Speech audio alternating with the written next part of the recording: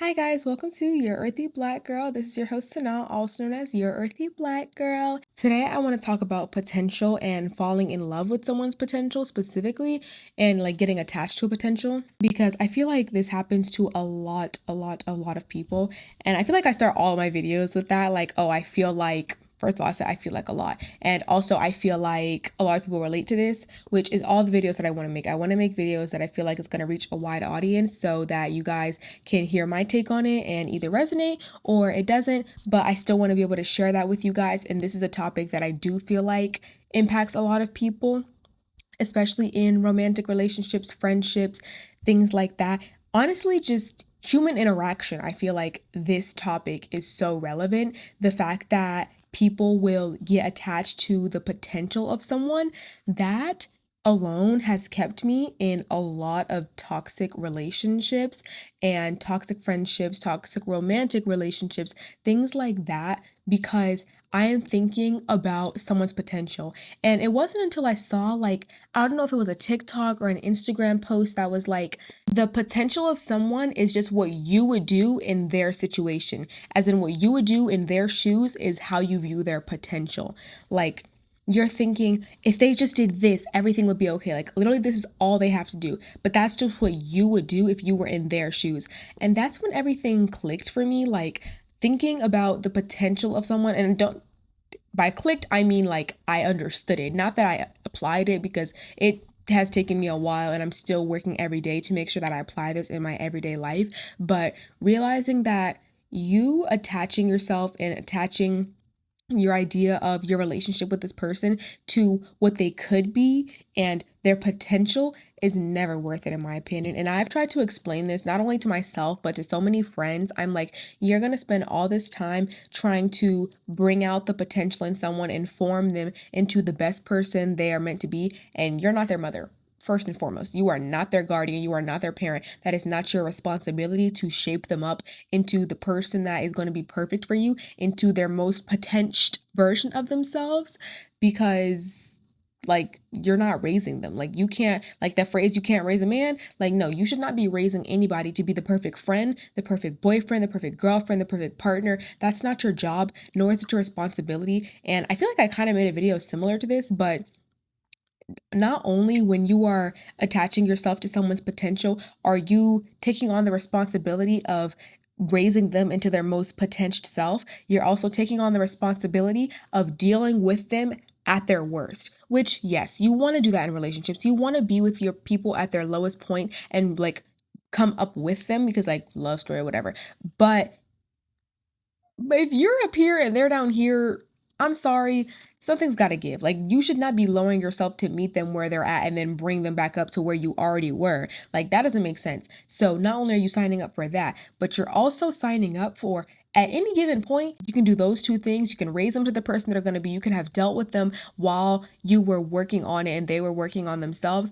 And then things don't work out. And you have spent so much of your time and effort into pouring into this person and bringing them up into who would be a perfect partner for you. And then they're going to be a perfect partner for someone else. And that's not to say you should not be pouring into your partner.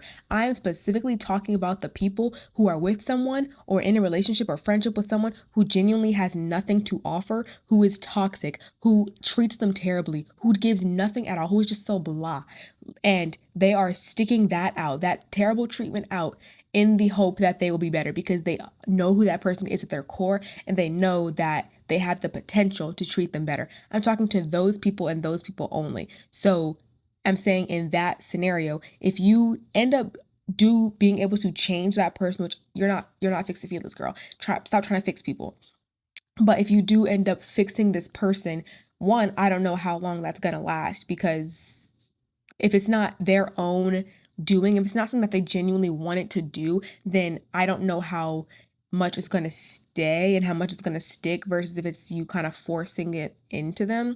But let's say it does stick and things don't work out. You did all that work for nothing, instead of just building up yourself and leaving that person and finding someone who is fully potential to your standards and who's exactly who you need in your life. You're going to build up this person for the next person, if that makes sense.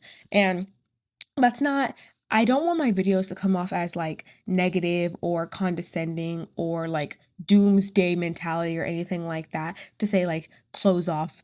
Dang, Sana, I gotta close off. I can't be vulnerable. I can't like try to come up with my partner. Like, what can I do? I'm not saying that at all. But I do think that part of self love is self reflection and realizing, is this relationship fruitful for me? Is this conducive to my growth? Because yes, you do want to grow with your partner. Yes, you do want to be there for them. You do want to help them be the best version of themselves that they can be. But you have to start at a place that is appropriate for the person you are. You don't want to be a millionaire dating a bum and make them everything that they are.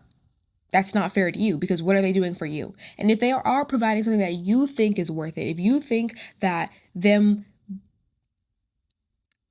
I don't know, if you think that whatever they are bringing you to the table, and that's such like, I don't mean to bring like, what do you bring to the table into the conversation, but I mean, if you think that the person they are is enough for you to want to hold it down, then that's fine. But on average, I would say, do not fall in love with someone's potential, knowing that's what you would do in their situation, not what they're actually going to do, because potential can hold you on for so long. Like, imagine staying in a happyless relationship for so long because you know who this person could be. It doesn't matter if they could be that person if they're not choosing to be that person. Like, if ifs and ands were pots and pans, the world would be a kitchen. Like, you need to realize they're either going to do it or they're not. And I won't say if they haven't done it that they won't, but you can't keep getting attached to what this person could do. You need to be very logical about it and understand, what is this person doing? Who is this person showing me to be? And is that something that I want to deal with? Not, who could this person be? Can I wait long enough for them to turn into that person? No, no, because you're going to keep putting it off and putting it off because you think that this person is going to turn into the person that you want, when whole time there could be your dream person, and you don't have to raise them into anything. They're just who they are automatically, and you don't have to ask them for anything. It's like that meme, which I think I brought up before on this channel, but not meme, but it's like that kind of cartoon where it's Jesus with a big, big teddy bear behind his arms, but the little girl doesn't want to let go of the little teddy bear. That's you. Every single time where you're getting attached to someone's potential, you are holding on to that little teddy bear. You're trying to stitch it back up together. Every single time it gets a tear, you're trying to stitch it back up, when Jesus is behind you with a huge, indestructible teddy bear that you don't have to do anything for. You don't have to stitch it up. You don't have to fix it. All he has to do is give it to you. You just have to let go of the one, the tiny one that keeps breaking, that you keep holding on to. So I really hope that analogy made sense, because think about that every single time when you're begging someone to act right, when you know there's someone out there that you would never have to beg to act right. And you're only doing this because of the potential of who that person could be, not who that person actually is showing you that they are. But I hope that made sense. That's all I have for today, guys. Make sure you choose love, spread love, and be love. And I'll see you guys next week. Bye bye.